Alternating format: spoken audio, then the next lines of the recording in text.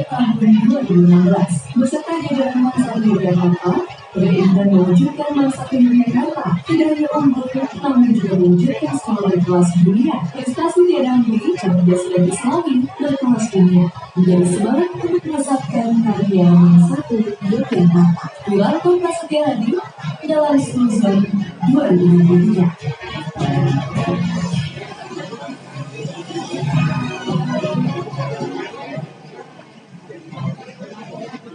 Anak muda penggerak perubahan zaman. Nah, zaman ini menjadi satu tema besar kita yang akan kita jadikan sebagai satu kesempatan sekaligus menunggu waktu berbudaya kali. baik, menunggu waktu bukan yang bermanfaat. Dan kita akan sapa ada dua narasumber yang datang pada sore hari ini yang terima kasih Bapak Eri kami bersama kenal. Selamat sore Pak Eri. Assalamualaikum. Selamat sore.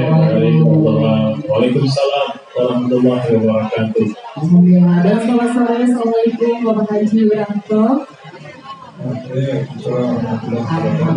Sehat Bapak. Alhamdulillah. Iya, terus semangat ya.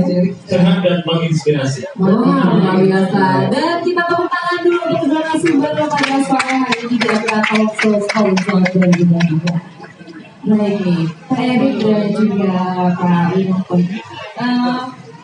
Tema yang kita usung yaitu pemuda penebar inspirasi bangsa. Dan tema untuk kali ini adalah anak muda penebar perubahan arah zaman. Mungkin bisa dari Pak Erik terlebih dahulu, bagaimana sih kalau pemuda penggerak arah zaman dan bagaimana sih untuk menyikapi kebanyakan informasi kali ini, kemudian bagaimana seharusnya para penggerak muda yang harus dilakukan. Bismillahirrahmanirrahim. Alhamdulillah rabbil alamin. Allahumma shalli ala sayyidina Muhammad wa ala ali sayyidina Muhammad.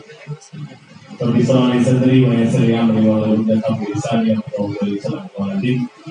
Ustaz Wiranto Prasetya Kepala Madrasah Mangsa Jakarta, sekolah madrasah unggul, madrasah dengan berbagai macam prestasi tiada henti, cerdas dan Islami berkelas dunia. Beserta para wakil kepala sekolah, saya juga ada Dr. Usianto, Ustaz dan Ustaz Taufik dan Bapak Ibu guru yang lain, Ustaz Zulhak dan Pak Trianta, kemudian sahabat MT di rumah di mana berada, para manajemen kru MBKM dari Prodi Komunikasi, Bu Ari, Stella, Zulhak dan Bapak Ibu semua yang berbahagia, kakak-kakak yang luar biasa.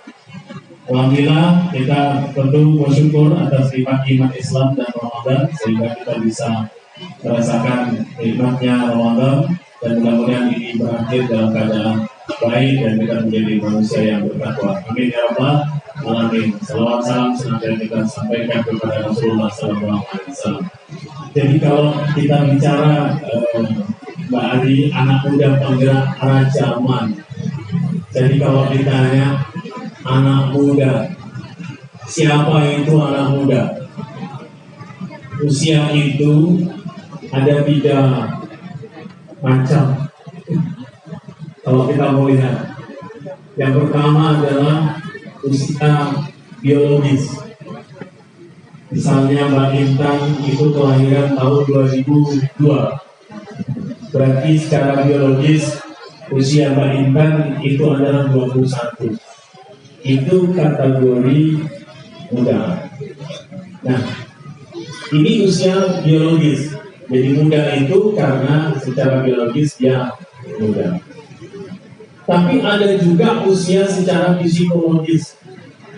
Usia psikologis adalah usia yang ditentukan oleh psikologis manusia itu sendiri. Ada anak muda, tapi kalau kita lihat pembawaannya itu dewasa, misalnya kelas 10. Tapi kalau bercerita, menasehati seseorang, itu kayaknya kayak guru. Padahal siswa, ya, usianya masih belasan. Tapi kalau bernasehat seperti gurunya, Pak Trianta. Nah itu ada. Ada juga yang usianya tua, tapi kekanak-kanakan. Ya? Nah itu bisa dilihat secara psikologis. Makanya anak muda yang suka berbicara masa lalu itu sebenarnya tua secara psikologis. Misalnya selalu cerita, aku saya dulu, waktu zaman dulu itu masih muda usia biologis, tapi sering bicara masa lalu itu tua secara psikologis. Orang tua tapi suka bicara masa depan itu muda secara psikologis. Ustaz Piranto muda terus, karena selalu bicara prestasi dunia. Ustaz Sianto kelihatan muda terus, karena yang dihadapi mahasiswa selalu bicara masa depan. Maka itu muda. Ya. Nah, yang ketiga adalah usia secara spiritualitas. Nah, bagaimana usia secara spiritualitas? Ada nenek-nenek, Kak, ditanya, Nek, usianya berapa? Saya 10 tahun, Mas. Padahal 10 tahun yang lalu baru saya pensiun, tapi ngomong usianya 10 tahun. Kok bisa, Nek? Ya, baru 10 tahun ini saya mau makmurkan jiwa saya. Artinya apa? Dia baru hitung usianya yang sesungguhnya dekat dengan rohnya itu adalah 10 tahun terakhir, karena selama bekerja yang diurusnya adalah dunianya saja. Maka dia merasa usianya baru 10 tahun. Nah, jadi kalau ditanya anak muda kita apa? Orang tua, balik lagi dalam konteks apa? Secara psikologis kita semua ini bisa anak muda. Nah, lalu makanya kan kakak-kakak sekalian, sahabat MK, kalau orang, setiap manusia itu dia punya nurani, dia punya fitrah. Nah, fitrah ini, nurani ini, kesukaannya itu adalah selalu ingin dekat-dekat dengan Tuhannya, selalu dekat-dekat dengan rohnya, dengan penciptanya. Makanya kenapa orang kalau nuraninya dia tutupi, nuraninya dia sumbat, fitrahnya dia kaburkan, hatinya semakin gelisah, hidupnya semakin gelisah. Ya, seperti mahasiswa statusnya jomblo bertahan, gelisah terus ya. Nah, itu. Jadi kembali lagi, lalu bagaimana kita sebagai anak muda bisa menjadi penggerak zaman? Kita syukuri anak muda itu punya dua kehebatan. Yang pertama adalah dia punya energi besar. Jadi energinya itu diberi bonus, bisa melakukan apapun, tidak mudah capek. Dan yang kedua adalah dia punya keberanian. Karena berani itu menunjukkan orang itu muda atau tidak. Karena banyak orang lebih cenderung mengambil posisi aman, tapi anak muda selalu ingin mencoba sesuatu yang baru, yang ingin dia taklukkan. Maka senanglah pada usia-usia muda seperti ini, karena kita ingin mencoba semuanya, ingin meraih semuanya, dan itu adalah masa yang pantas untuk kita syukuri bersama. Dan satu lagi yang harus disyukuri adalah bersyukurlah karena base sekolahnya ada pada sekolah Islam. Kenapa? Karena kita dekat dengan agama, kita dekat dengan circle-circle orang baik, sehingga itu bisa menuntun kita kepada kesuksesan yang mulia, sukses dunia, akhirat, cerdas, dan islami. Saya habis kuliah didatangi mahasiswa, curhat lama, cerita tentang gelisah, mau belajar gak bisa, mau bikin bisnis gak konsen, mau ngapa-ngapain gak bisa. Saya kasih banyak jawaban. Akhirnya karena sudah mau ganti sesi, terus saya persingkat dengan mengatakan, Mas, kalau ingin menjadi lebih tenang, dekat-dekat dengan yang maha mencipta. Lalu apa katanya? Iya Pak, saya beberapa tahun ini menjauh dengan Sang Maha Pencipta. Maka bersyukur ada di Mansa, karena itu tidak hanya bikin kita cerdas secara kemampuan intelektual, tapi juga cerdas dalam sisi spiritualitas. Itu komentar dari saya. Terima kasih. Baik. Ya. Ada 3 jenis Usia, ya. Bisa jadi yang terlihat Muda, kemudian ternyata tua. tua. Jadi secara spiritualnya maupun juga psikologisnya. Betul. Baik. Apakah Pak Erik bisa melihat nih yang mana nih? Yang mana nih? Secara spiritualnya udah mateng gitu ya. Baik, menarik sekali ya Mas Isan tadi ya. Ternyata energi. Jadi anak muda ini energinya besar, gitu ya. Keberaniannya juga besar. Nah, ini kalau menurut Pak Erik sendiri, semasa muda seperti ini lebih banyak mencoba. Ketika gagal itu seperti apa sih Pak Erik yang harus kita kadang sekali gagal, Iya. kayaknya Langsung udah gitu. Baik. Gimana Pak Erik? Ya, terima kasih. Selamat datang Komisaris MGFM, Pak Hanif, Ustadz Dr. Hanif Al-Fatah, juga Dekan Fakultas Ilmu Komputer. Putranya juga sekolah di Mansa. Kenapa? Luar biasa. Karena tidak ada bidang lain selain Mansa. Nggak terasa unggul. Ya. Kalau orang jadi kalau ditanya tentang harus seperti apa ya generasi muda bisa mensikapi semua tantangan persoalan. Kalau kemarin alhamdulillah Mansa lulus banyak Ustadz ya. Di SMPP-nya ada 45 siswa. Tepuk tangan ya. Waduh, luar biasa. 25 orang diantaranya di UGM. Nah itu kan satu yang dahsyat. Alhamdulillah patut disyukuri ya. Lalu ada yang mungkin belum berhasil. Saya bilang belum final. Kenapa? Selama kakak berusaha, selama kakak ikhtiarnya kuat, manjada wajada, usahanya bersungguh-sungguh, tapi ternyata hasilnya di luar dugaan kita. Yakinlah Kak bahwa semua terjadi itu mesti ada alasannya. Selama kita sudah bersungguh-sungguh ya. Tapi kalau kita memang nggak niat, tidak persiapan, menggampangkan, seolah-olah itu Allah pasti bisa lah, tapi nggak berbuat apa-apa dan tidak lulus, itu adalah hasil dari usaha kita. Tapi kita sudah ikhtiar, ngajinya sudah kencang, sholatnya sudah kencang, kemudian belajarnya sudah sungguh-sungguh, tryoutnya juga semakin terdepan. Tapi ternyata kata Bu Ari tadi, ditakdirkan belum tercapai. Maka yakinlah sedang dipersiapkan sesuatu yang tidak terduga untuk kita. Saya kasih contoh. 2013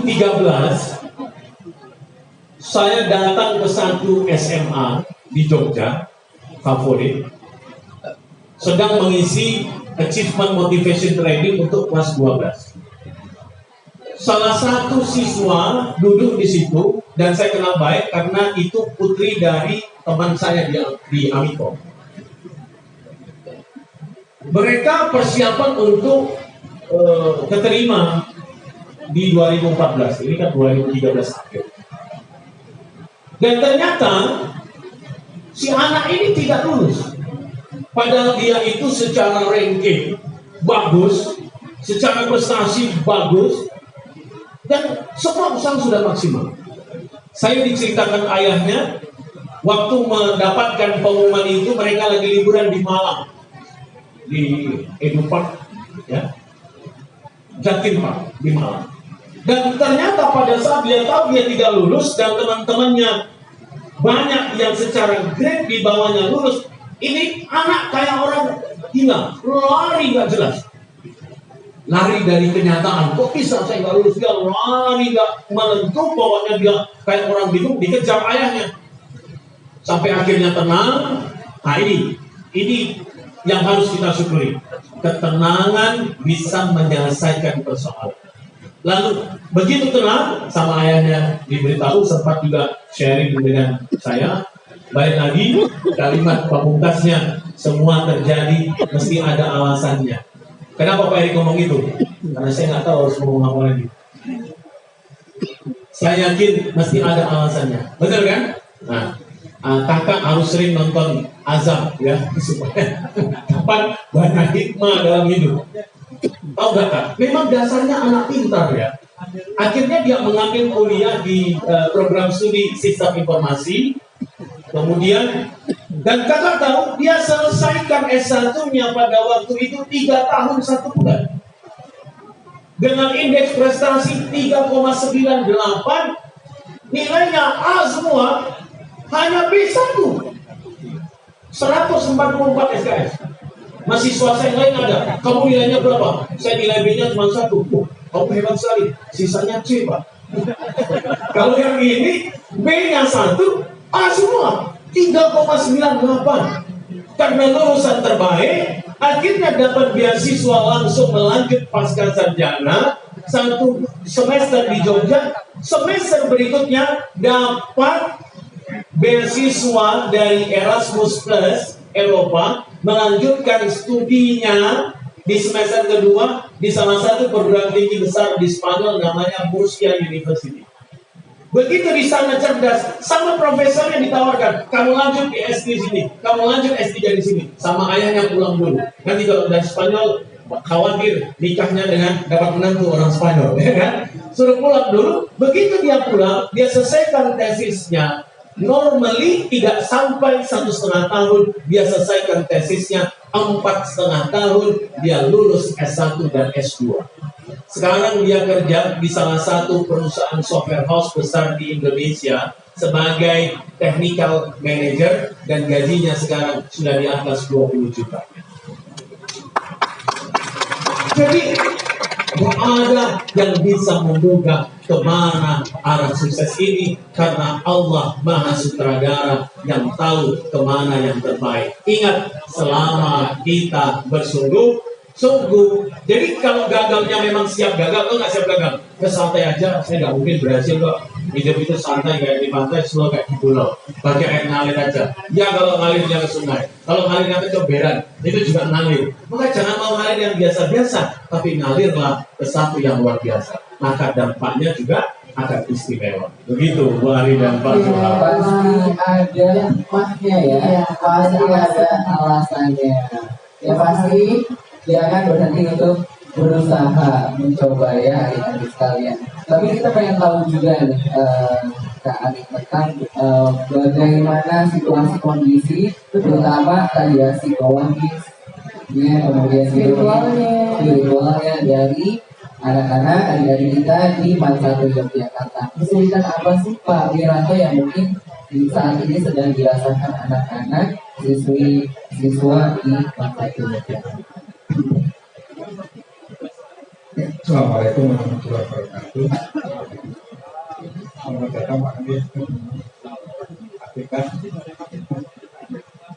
Alhamdulillah, apa yang disampaikan Mas Ari tadi, kondisi di madrasah kita yang memang apa yang disampaikan di strategi tadi memang benar-benar semua. Jadi anak-anak itu memang satu sisi memang belajarnya ada yang tekun, ya semangat, ada satu sisi di tengah-tengah dan sisi yang lain di bawah. Hal tersebut tentu saja menjadi tanggung jawab madrasah. Kalau ya di bidang pendidikan kita ada bimbingan konseling dan sebagainya. Bagaimanapun kita berharap pada anak kita memotivasi lah, setidaknya begitu. Karena yang namanya prestasi itu tidak harus ini juara 1, juara 2, juara 3, tapi mereka berprestasi itu di mana? Ya kalian sudah berprestasi masuk ke Mansatu itu sudah prestasi. Itu tidak masuk ke Mansatu itu dengan suasana lingkungan tadi betul apa yang kata Ustaz Heri, lingkungan yang memadai, istilahnya semua baik-baik saja, nggak ada yang menolak dan sebagainya. Nah, itu menjadikan prestasi dan syukur kita kepada Allah. Jadi itulah yang saya katakan tadi, di madrasah ini ya berbagai macam yang ada seperti itu, kita berharap ya kita selalu berdoa, apalagi Bapak Ibu guru dan tenaga pendidikan, tetap istilahnya pada waktu pagi hari itu kita baca Quran, kemudian Asmaul Husna. Ini untuk membangkitkan pikiran-pikiran anak-anak kita itu yang tentu saja untuk paginya itu dia punya spiritual kan gitu. Ya untuk apa? Menerima ilmu. Kalau sudah menerima ilmu dibukakan, Allah akan memberi itu. Jelas kalau kita nggak meminta, tapi sementara anak-anakku hanya diam dan nggak akan dikasih. Maka dengan adanya tadi ilmu yang bermanfaat, saya kira anak anda semuanya itu sebetulnya anak-anak yang hebat dan pintar semua. Dan tentu saja menjadi anak yang soleh dan solihah. Ini yang menjadi harapan kita. Jadi prestasi itu jangan kalian ukur dari segala sesuatu harus dapat piagam, harus dapat sertifikat, harus dapat piala, tidak. Semua itu juga prestasi, tapi pada prinsipnya prestasi yang lain kalian menunjukkan kebaikan pada sesama, itu juga prestasi. Ibadah kalian yang bagus, itu prestasi bagi saya. Nah itulah yang katakan memang itu harus diwujudkan di madrasah ini. Suasana di madrasah ini supaya kondusif ya diantaranya itu apa? Ya suasana religius, kerilwannya ini yang paling pokok itu. Anak-anak kalau sudah terbentuk semuanya, baik itu akhlak dan semuanya, saya yakin anak-anak akan menjadi orang-orang yang sukses. Anak-anak yang hebat itu apa? Ya karena akhlaknya itu. Kalau akhlaknya sudah terbentuk, semuanya terbentuk, semuanya terbentuk, saya yakin itu tinggal genggaman dunia itu tinggal di mengajar mau minta apalah sudah selesai. Tawadhunya kepada guru, tawadhunya kepada orang tua apalagi. Macam-macam Pak di sini. Jadi di madrasah juga sama. Dengan orang tua, dengan guru kadang ya sama Pak. Ada konflik itu ada. Tapi pada prinsipnya setelah itu kita komunikasikan, kita koordinasikan dengan orang tua dan sebagainya. Yang akhirnya apa? Ya solusinya akhirnya pada anak akan minta maaf, orang tua kadang juga begitu meminta maaf pada anaknya dan sebagainya. Kenapa? Ya pendidikan itu kerjasama antara guru, orang tua dan siswa semuanya kita sebarkan yang ada di madrasah. Gitu, oke, luar biasa soalnya Pak ya. Jadi memang kolaborasi antara orang tua, guru, termasuk lembaga dan juga siswa sendiri itu berperan penting ya Pak ya. Nah, mungkin dari semua siswa di sini ya, bagaimana sih cara mendidik siswa di era digital seperti ini Pak Wiranto? Dan mungkin tentu banyak tantangan yang dihadapi. Ini seperti apa nih Pak Wiranto? Nah, kalau sudah sisi digital ini luar biasa ya anak kami. Tentu saja kami sebagai yang dituakan di sini, ya kami punya beberapa strategi ya tentu saja. Maka di Madrasah Man 1 ini tidak bisa saya menghalangi mereka pakai HP atau apa, nggak boleh. Itu kan kadang ada ya di satu lembaga pendidikan nggak boleh. Harapan saya itu ya HP atau gadget itu bagaimana membawa manfaat untuk kita dalam hal ya di madrasah itu khususnya mereka ya Pak, kalau guru itu bukan satu-satunya sumber ilmu ya, tapi keseluruhan itu ada di mana? Ya di situ semua. Ya anak harus membuka itu. Ya di sana ada literasi buku dan sebagainya di situ. Kita bagaimanapun juga mensikapi itu dengan secara bijak. Anak-anak juga demikian, harus secara bijak untuk mensikapi itu. Ya saya makanya di madrasah ada jam-jam tertentu yang anak-anak tidak boleh pada waktu itu HP harus di-off-kan dulu. Nah setelah itu kadang HP itu bisa dipakai apabila pada waktu ya mungkin ujian apa assessment itu dipakai ujian apa untuk mengurangi kertas. Jadi kita pakai itu. Harapannya apa? Anak-anak kita juga mengenal itu juga. Di samping juga kalau ada pembelajaran gurunya membolehkan silakan browsing yang berkaitan dengan keilmuan agama dan sebagainya silakan. Nah, itu apa? Membuka cakrawala dunia yang lebih luas lagi. Jangan sampai kita terkumpul di satu sisi aja di situ kok. Sudah hanya buku teks yang ada di perpustakaan keseluruhan juga ada. Nah, ini harapan kita memang kita ada perlakuan termasuk yang di asrama juga demikian. Kita juga kalau pas anak-anak sudah istilahnya tidur atau apa tidak boleh, tapi harus dikumpulkan dan sebagainya. Aturan-aturan seperti itu memang harus kita ketati dalam rangka apa ya? Karena memang bisa harus taat dan disiplin dalam belajar. Jadi harapan kami seperti itu. Kemudian kalau di umum saya kira nggak ada masalah dan alhamdulillah anak-anak kita dalam selama ini tidak ada keluhan atau masalah terkait dengan itu. Kita belum pernah menemukan. Rata-rata mereka dengan aksinya bahkan ini yang namanya Fadil ya. Ada kelas 12 ya. Fadil itu diterima di 5 perguruan tinggi luar negeri. Di Kanada 2 perguruan tinggi, di Kanada 2 perguruan tinggi, di Australia 3 perguruan tinggi. Saya tanya apa resepnya? Saya Pak kalau aku membaca. literasi. Literasi apa? Tidak hanya di perpus, tapi literasi apa? Digital. Jadi game itu dia nggak mau. Apa? Ya digital itu manfaatnya kita. Jadi anak-anak kita bisa memanfaatkan itu. Walaupun 1, 2, 3 anak yang ada seperti yang lainnya seperti pada ya ada. Tapi pada prinsipnya kita mensupport atau memotivasi anak-anak seperti itu biar anak-anak apa? Ya biar mengerti dunia luar bisa juga belajar. Jadi jangan sampai hanya satu sisi saja di situ.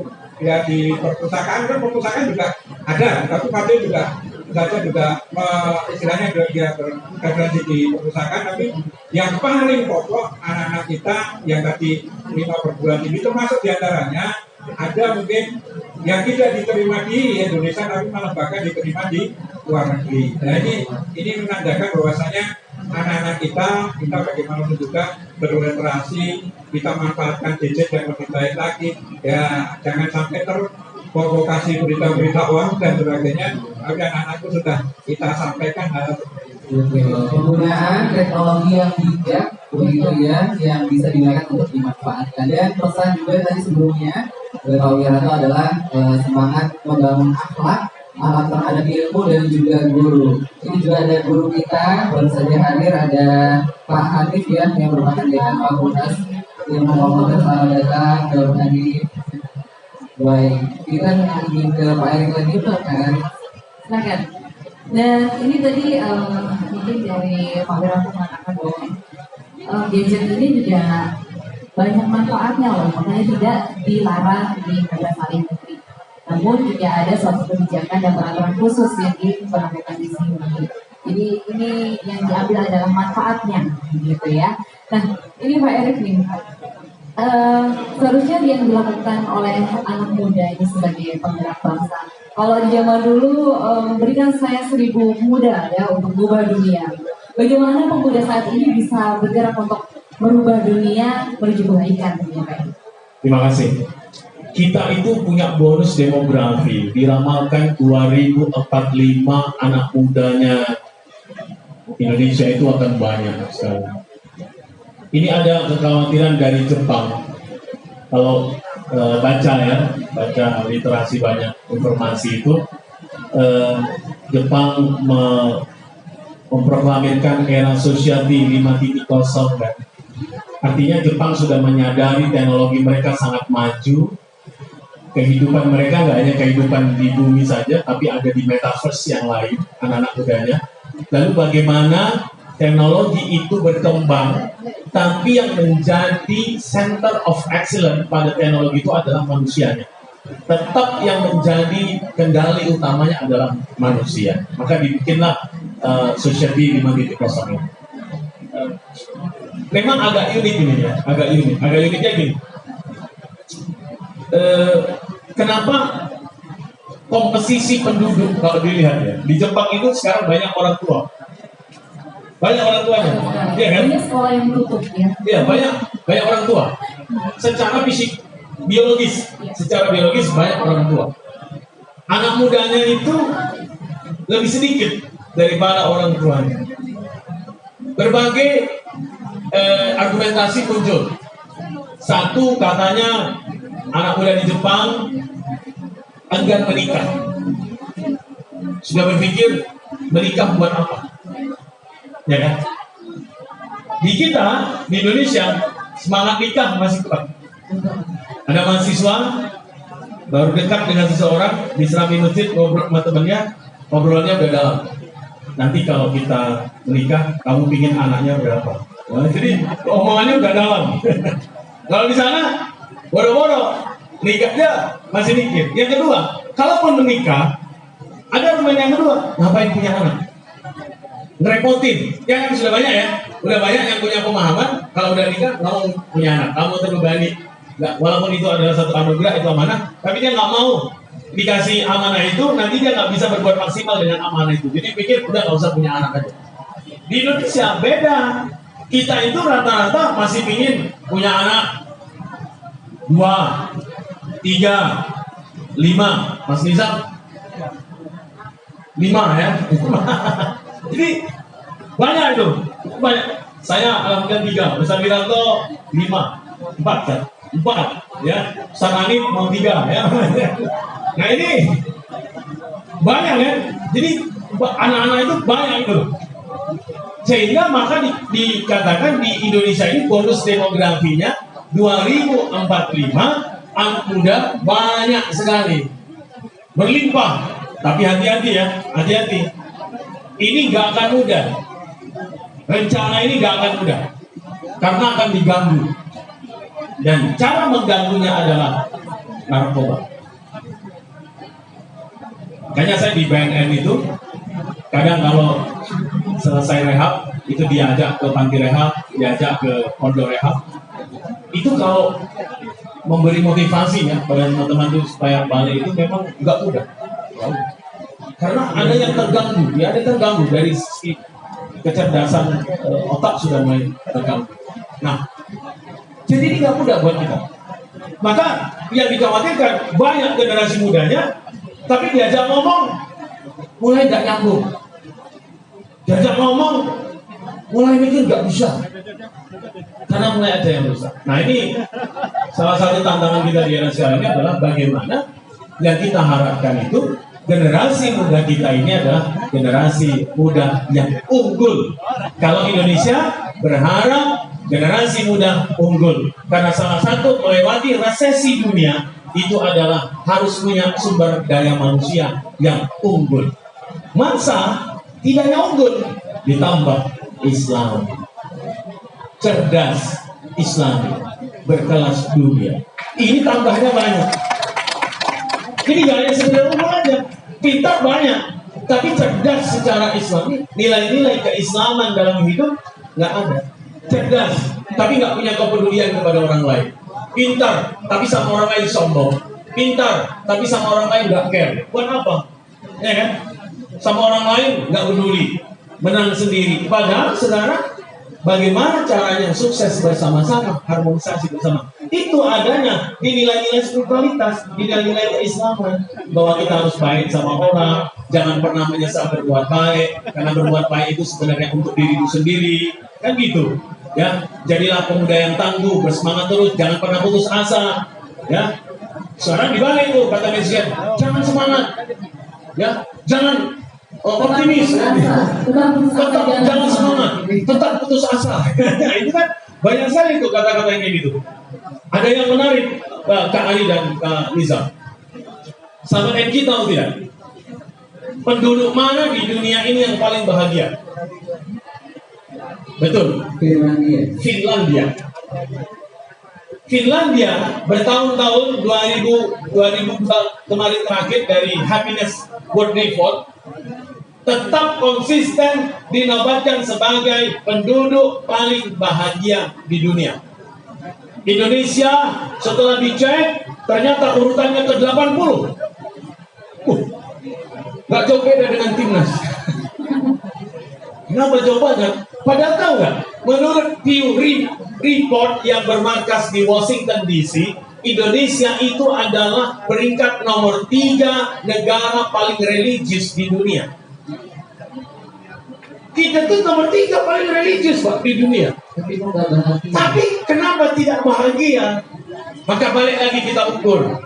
Mungkin masyarakat Eropa memandang bahagia itu adalah kecukupan finansial, kecukupan ekonomi. Ya kan? Bagi Indonesia, bahagia itu nggak hanya rupiah. Ketenangan batin adalah rezeki.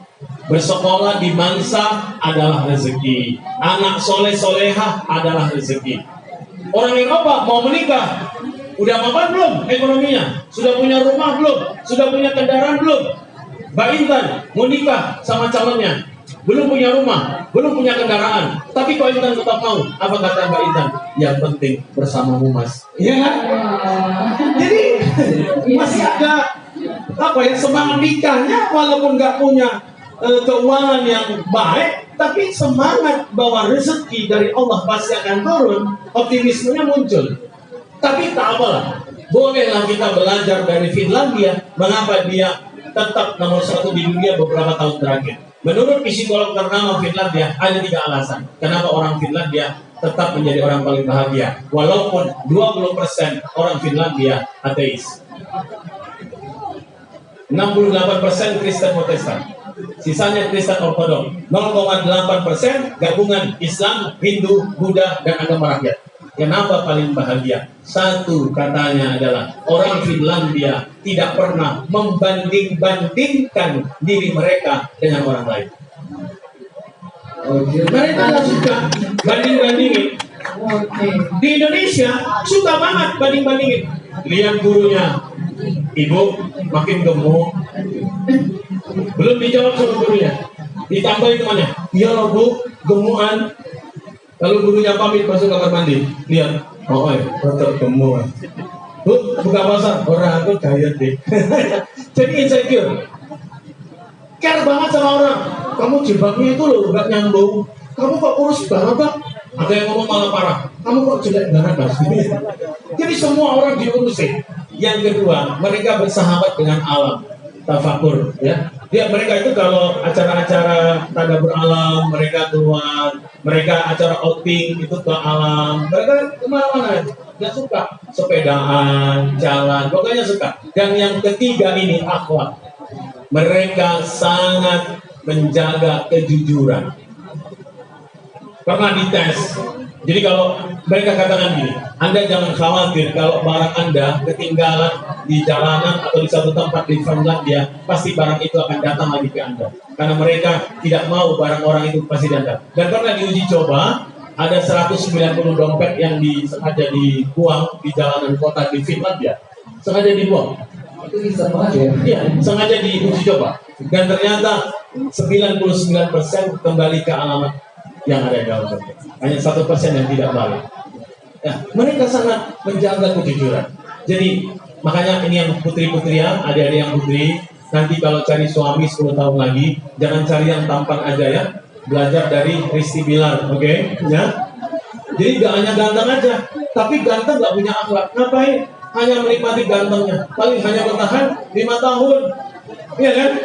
Setelah itu perutnya tembem, bininya tembem. Nggak ganteng, ganteng yang fisik tidak akan awet. Tapi kalau suatu saat nanti adik-adik para siswa menikah 10 tahun kemudian dengan pria yang jelek, insya Allah dia akan awet selamanya. Ya, jadi dia tidak akan pernah berubah jelek terus ya. Tapi ingat, bukan titik yang menyebabkan tinta, tapi tintalah yang menyebabkan titik. Bukan cantik yang bikin cinta, tapi cintalah yang bikin semua jadi cantik.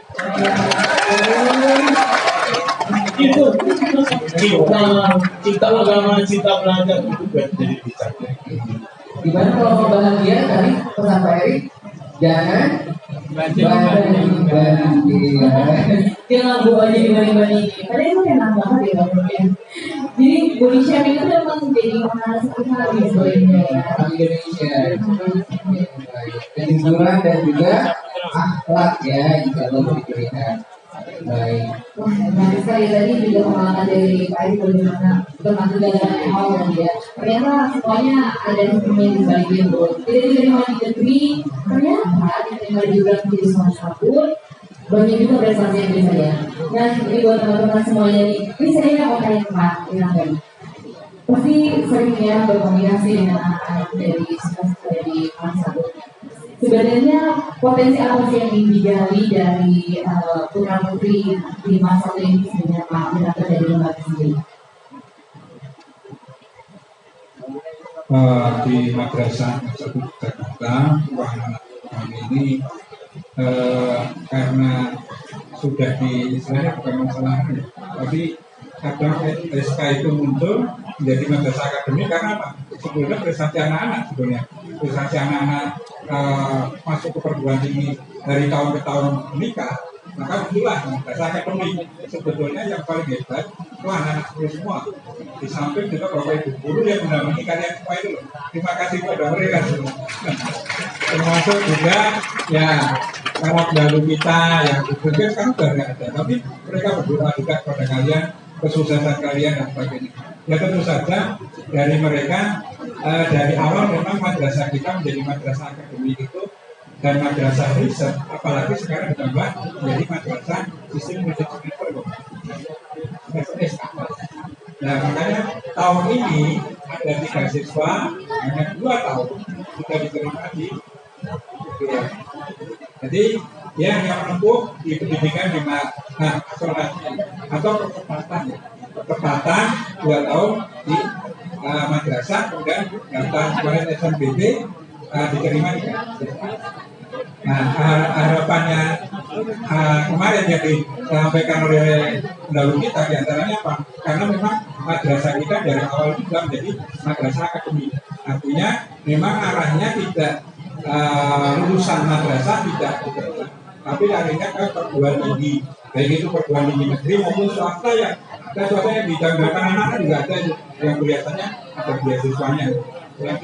Tapi pada prinsipnya anak-anak atau bapak ibu guru itu sudah komitmen bahwasanya anak-anak di madrasah satu larinya mesti ke perguruan tinggi negeri.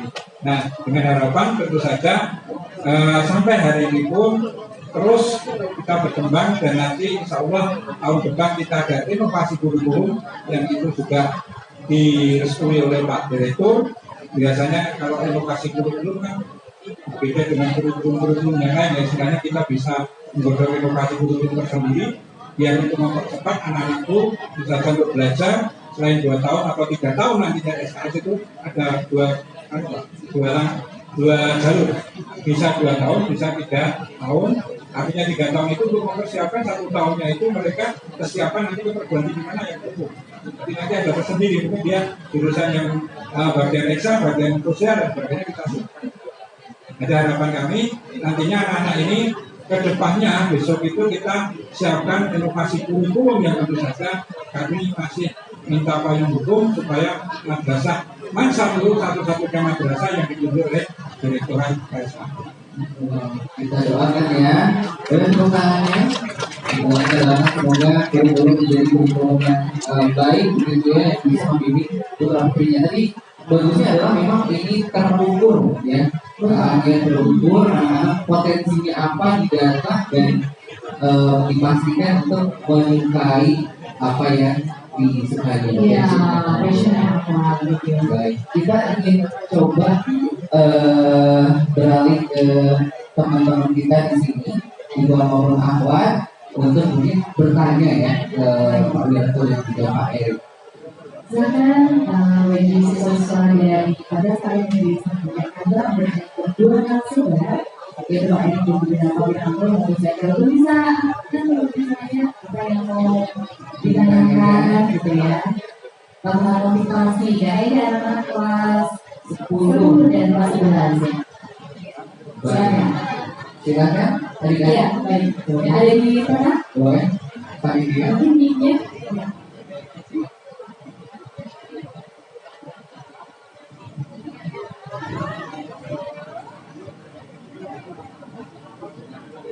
bisa disebutkan nama dan juga silakan. Assalamualaikum warahmatullahi wabarakatuh. Terima kasih atas waktunya. Saya Clara dari kelas 10. Saya pertama ingin bertanya terkait generasi muda Indonesia sekarang yang terkenal dengan gampang sekali insecure untuk percaya diri. Nah, kemudian sebenarnya kenapa sih generasi muda sekarang itu kok banyak banget yang gampang insecure? Padahal mungkin orang tua itu di masa mudanya itu nggak gitu. Kenapa kok generasi sekarang bisa kayak gitu? Tapi yang pertama dan yang kedua, bagaimana cara mengatasi beban-beban dari ini ya? Terkadang mungkin dari pengalaman saya sendiri, bukan dari tekanan orang tua atau tekanan guru yang mungkin mendorong kamu harus jadi ini ya, kamu harus jadi itu. Tapi mungkin dari isi pikiran saya sendiri yang kamu pokoknya harus jadi satu gitu. Cara mengatasinya itu kira-kira seperti apa? Terima kasih. Baik, terima kasih kita akan dulu atau bang dulu ya? Ada pertanyaan lagi misalnya? Oh ya, silakan. Nama dan juga kelasnya. Yang lebih depan kan sebelah kiri, sebelah sana.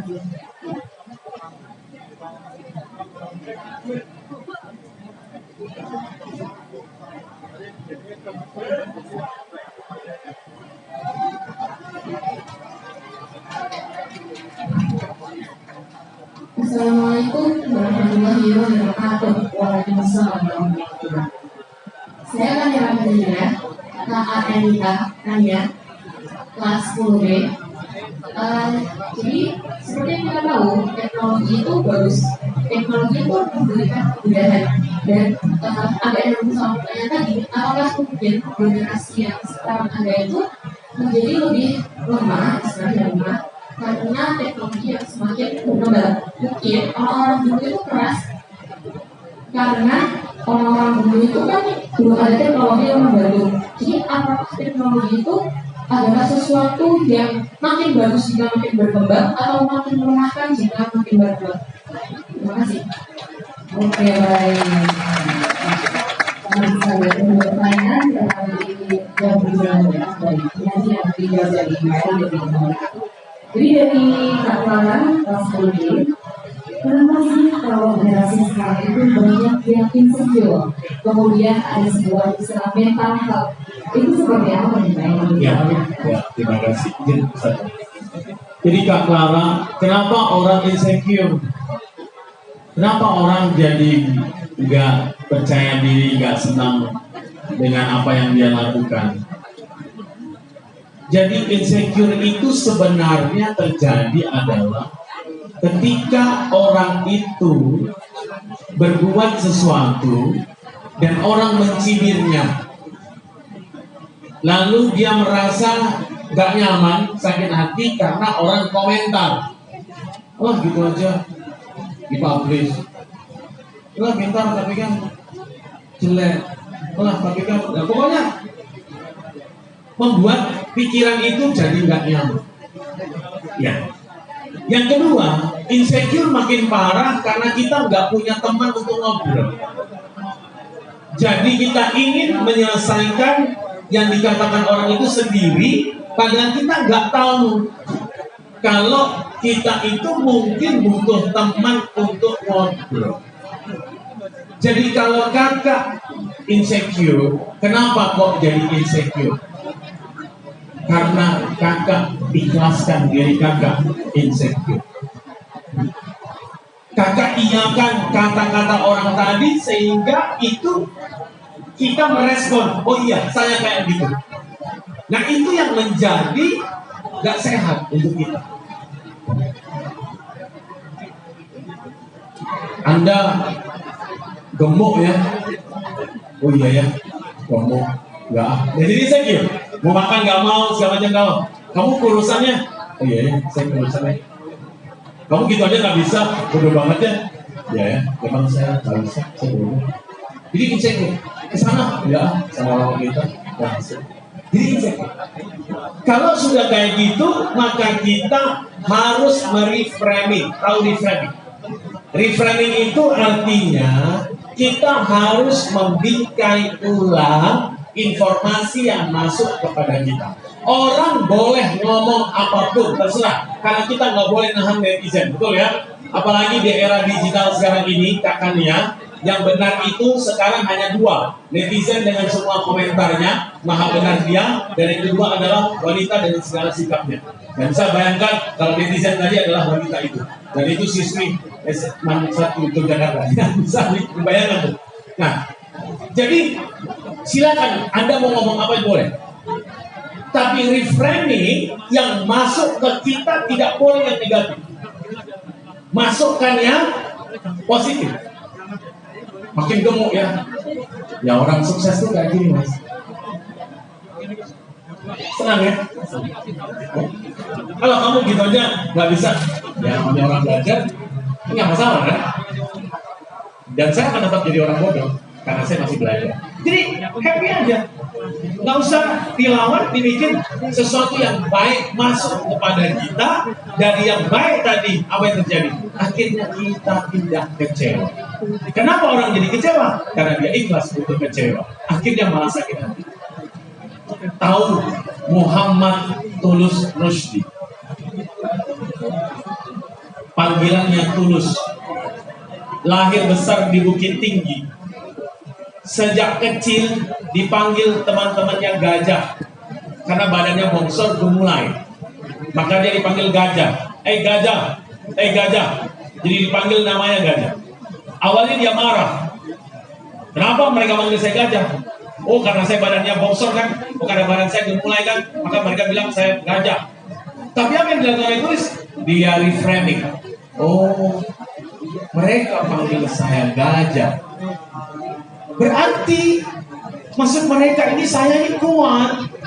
Saya ini melindungi yang lemah.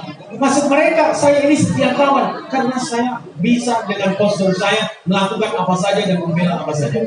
Oh, berarti maksud mereka, saya ini cerdas, kuat, dan hebat.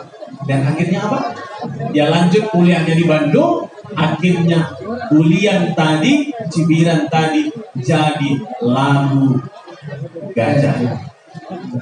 Kita waktu di Natalis itu, panitia minta undang Tulus supaya konser di Amikom. Datang teman dulu, nanya manajemen Tulus, berapa tarif Tulus untuk nyanyiin lagu satu album? Ternyata 60 juta. Akhirnya gak jadi undang. Kita minta paduan suara nyanyikan 10 lagu Tulus supaya suasananya hati-hati di jalan ya. Jadi balik lagi Kak. Jadi kakak insecure karena kakak ikhlasin diri insecure. Jangan mau biarkan mereka berkata negatif, tapi yang masuk ke dalam pikiran kita tidak boleh negatif, harus stay positif. Positive mind itu akan lebih enak. Insya Allah ya, semoga membantu. Kak Mara ya. Baik, pertanyaan dari kalian mungkin bisa dijawab oleh Pak Wiranto. Bagaimana kemudian ketika teknologi apa yang kemudian membuat kita lemah, berkembangnya teknologi membuat kita lemah atau sebaliknya? Iya, karena ini fasilitas sekarang banyak sekali. Jadi kalau zaman dulu banyak yang harus kita perjuangkan gitu ya. Untuk sekolahnya berjuang. Sekarang mudah sekali untuk sesuatu. Ini gimana ya Pak? Ya, saya coba menjawab ya Pak. Pada prinsipnya teknologi itu bagaimanapun juga memudahkan kita dalam menerima informasi. Seperti yang saya sampaikan di muka tadi, bagaimanapun juga kita bisa mensikapi itu secara bijak. Apabila secara bijak, saya yakin Anda semuanya dalam mengambil satu keputusan itu juga akan berpikir. Jangan sampai kalau kita mengikuti teknologi kemudian istilahnya kita ikut di dalamnya kemudian sampai terlanjur istilahnya mengikuti dalam hal yang negatif, jangan sampai itu terjadi. Kalau itu terjadi, waduh, makanya saya sampaikan, berilah saya katakan untuk hal-hal yang bagus, yang baik bagi diri kita masing-masing untuk mensikapi itu hal-hal yang bagus. Tapi bagaimanapun juga tadi saya sampaikan juga tabayun, jangan sampai cepat percaya berita-berita yang bohong, yang jelek.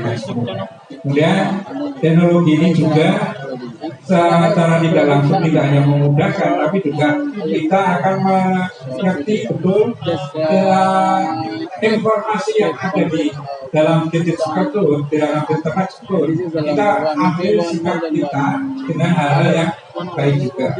Harapannya Anda sekalian dalam mengambil sikap apapun kita dalam belajar atau dalam hal kita berilmu, kita berharap mudah-mudahan apa yang bicara kita akan memberikan harapan itu dari Allah SWT.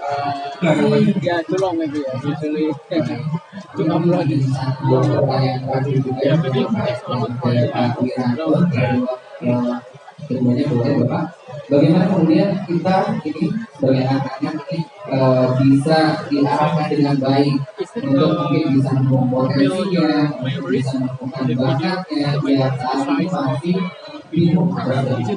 Baik, cara menemukan bakat itu sekarang banyak sekali. Bisa kita latihan dengan kepribadian kita, dengan metode-metode kecerdasan yang berbagai macam alat banyak. Atau mungkin kita bisa konsultasi dengan guru BK kita, ya, bisa ketemu psikolog, bisa juga menggunakan instrumen analisa temperamen, sehingga kita bisa melihat personality kita, bakat kita itu kemana, itu bisa kita lihat. Tapi balik lagi, bakat itu kan 1% kata Einstein, ya kan? 99% adalah usaha kita.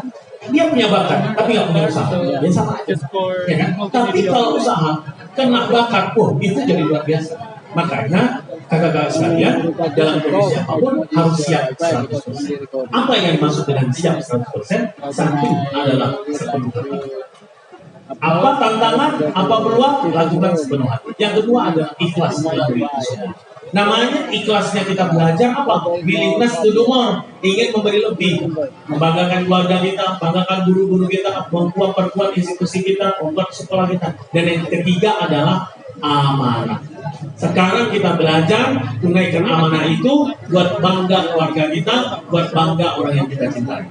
Ya kan? Buat bangga sekolah kita. Dan yang keempat adalah P, pantang menyerah, pantang sambat, pantang mengeluh. Karena mengeluh tidak akan menyelesaikan persoalan, justru menambah mural. Sehat dan teruslah terinspirasi. Selalu banget dulu Pak Eri.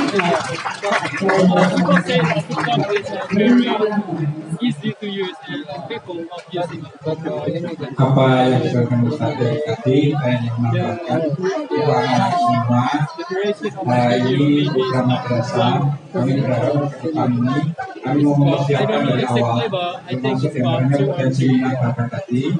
Jangan sukar-sukar ke bimbingan konseling. Jangan berharap jangan berpikir bimbingan konseling itu tempatnya mereka yang bermasalah. Salah. Kalian harusnya bermasalahnya yang tentu saja prestasi atau apapun, jangan sampai kalian tidak mau ke bimbingan konseling. Sekarang ada 4 guru atau 5 guru itu yang di bimbingan konseling, manfaatkanlah itu. Kemudian yang kedua, nanti kita ada kerjasama diantaranya bagaimana tadi itu psikologi anak atau bukan minat bakat itu nanti ada tes juga. Dan harapannya nanti anak-anak itu arah-arahnya kemana toh ini? Ya, nah, mulai dari awal nanti di kelas 10 tentu saja mau ke kelas 11 ini mau kenaikan juga. Jadi saya berharap silakan. Jadi kalian tidak usah istilahnya takut. Kadang kan takut ya kalau sudah bimbingan konseling itu tanda petik dia apa? Jenderal telat. Apalagi tidak disiplin, kemudian apalagi gondrong, macam-macam ya. Nah, tapi maksud saya, jadi hal yang seperti kiranya nanti tadi sampaikan yang tadi di pertanyaan dari Anda tadi yang di belakang itu, sampaikan aja nggak apa-apa. Jadi kalau memang taruhlah dari bimbingan konseling tidak memberikan solusi, kita bisa undang psikolog. Kita undang psikolog untuk nanti kita berharap anak-anak semua artinya dalam belajar ini sudah istilahnya menyenangkan, istilahnya belajar yang menyenangkan, tidak belajar yang terpaksa atau bahkan dengan sifat yang lain saling ini terjadi dan alhamdulillah tahun ini ada 12 itu tidak ada masalah, tapi hampir saja dia nggak mau sekolah, hampir saja dia nggak mau sekolah, tapi dengan bimbingan BK, bimbingan konseling, Bapak Ibu Mawali, kemudian semua sekretariat madrasah, semua support, menyatakan anak tersebut alhamdulillah anak-anakku harus ya kita banyak istilahnya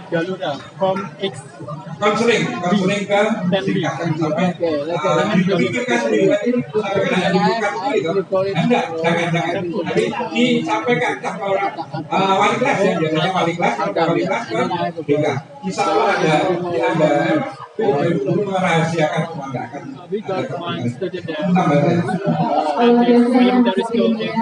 kalau berbicara semuanya tidak semuanya gitu ya. Jadi jangan sampai di sini jadi menjaga kerahasiaan apa yang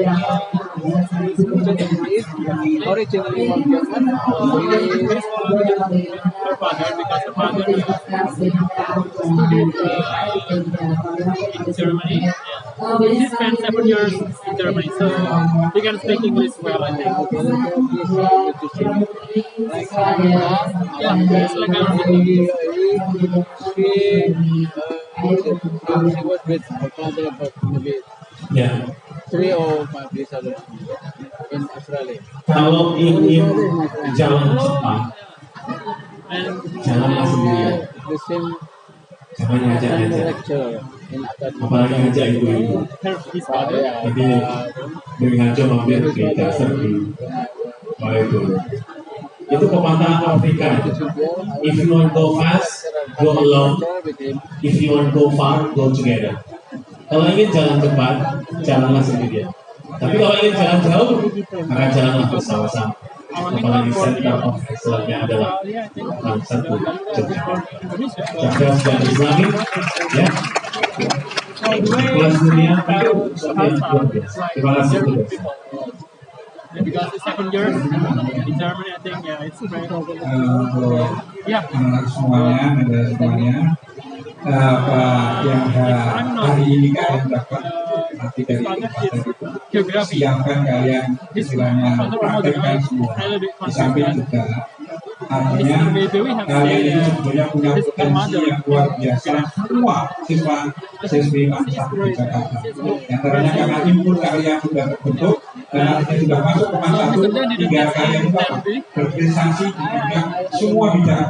Tidak hanya akademik non-akademik, tapi bidang-bidang yang lain. Kalian menghargai orang lain, menghormati guru dan sebagainya. Itu suatu juga prestasi bagi kalian semua. Bahwa bersusah, jadilah nanti anak-anak yang prestasi, tapi juga akhlak mukarimahnya juga bagus. Kita lihat. Assalamualaikum warahmatullahi wabarakatuh. Aduh, saya tidak terima cerdas, saya ambil lagi, tapi juga Terima kasih banyak untuk pengarang ini dari Sabukan dan juga sampai yang karena habis kajian atau proses yang PB kali ini sudah membawa materi yang sangat luar biasa yang kali ya. Kita percaya tadi teman-teman kita di sini adalah anak-anak yang spesial ya, yang punya masa depan yang insya Allah masa depan yang penuh yang berkah. amin. Dan semuanya dengan calon pemimpin bangsa, insya Allah ya, menuju karya yang berbalikan. Baik. Dan terakhir kita akan ada sedikit penyerahan begitu ya, tanda cinta dari kami kepada teman satu Yogyakarta. Dan memohon dengan hormat kepada Bapak Eri Putra, kepada Bapak Alfata dan juga kepada Ibu Ami untuk bisa ada di atas panggung di depan panggung dan yang hormat kepada Bapak Wiranto untuk menerima cedera mata dari SL School Zona Medan. I remember once when I was in college, I had a friend and he from China. When I asked in English, he don't know. I'm a little bit surprised because he can speak Indonesia in English. So I asked him, how do you communicate with Indonesian people when you can speak Indonesian, also English? He said that he always bring like pocket dictionary, but it's digital. I'm glad he has to help him to communicate with Indonesian. Yeah. But baik, tepuk tangan untuk kita semuanya. Sekali lagi terima kasih untuk semuanya dari Kodas Alim Desa Medan. He can speak our language, but he's still doing it. He goes to learn some other countries, even though he can speak English and he can speak Indonesian. Maybe it's very difficult, but we have a breakthrough. Ini adalah satu kehormatan bagi kita untuk bisa bertemu dengan teman-teman kita yang sangat luar biasa ya. Karena diceritain selain